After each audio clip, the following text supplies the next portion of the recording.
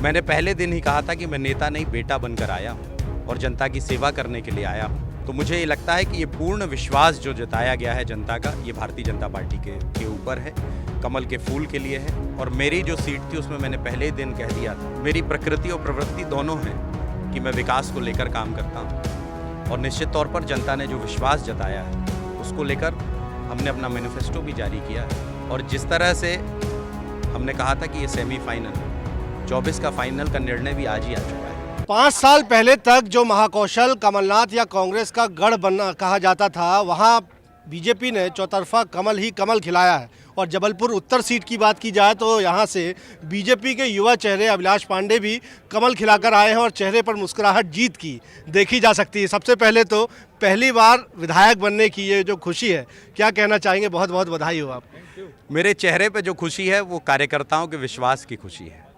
मेरे चेहरे पर जो खुशी है वो पार्टी का मेरे ऊपर विश्वास की खुशी है। मैंने पहले दिन ही कहा था कि मैं नेता नहीं बेटा बनकर आया हूँ और जनता की सेवा करने के लिए आया हूँ। और ये जीत जो है ये भारतीय जनता पार्टी के एक एक कार्यकर्ता की जीत है। और जब कार्यकर्ता जीतता है तब हमेशा मैं मुस्कुराता हुआ दिखता हूँ। लेकिन किया क्या है आप लोगों ने? हम देख रहे हैं कि जबलपुर की 8 में से 7 सीटों पर कमल खिल गया है। महाकौशल में चौतरफा हम देख रहे हैं कि लगातार 2008-13 के से बेहतर नतीजे आप लोग लेकर आ रहे हैं। ये कौन सी लहर थी? देखिए, ये विकास के विश्वास की बात थी। जनता ये मानती थी कि विकास का पर्याय भारतीय जनता पार्टी है। नरेंद्र मोदी जी के मन में एमपी था और एमपी के मन में नरेंद्र मोदी जी थे।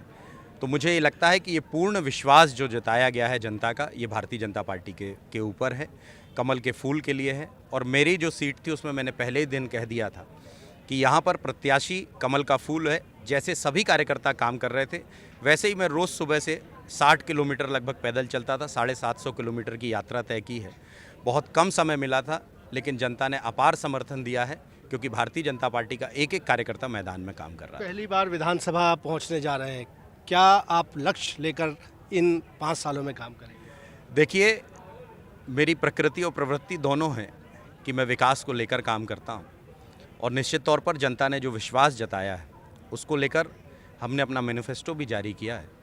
मेरा प्रयास रहेगा कि मध्य प्रदेश की चुनिंदा प्रमुख विधानसभाओं में से एक हमारी उत्तर मध्य विधानसभा रहे, ताकि जनता का विश्वास जो है उस पर भारतीय जनता पार्टी खरी उतरती रहे। 24 के जनादेश की झलक दिखाई है मध्य प्रदेश, छत्तीसगढ़, राजस्थान में।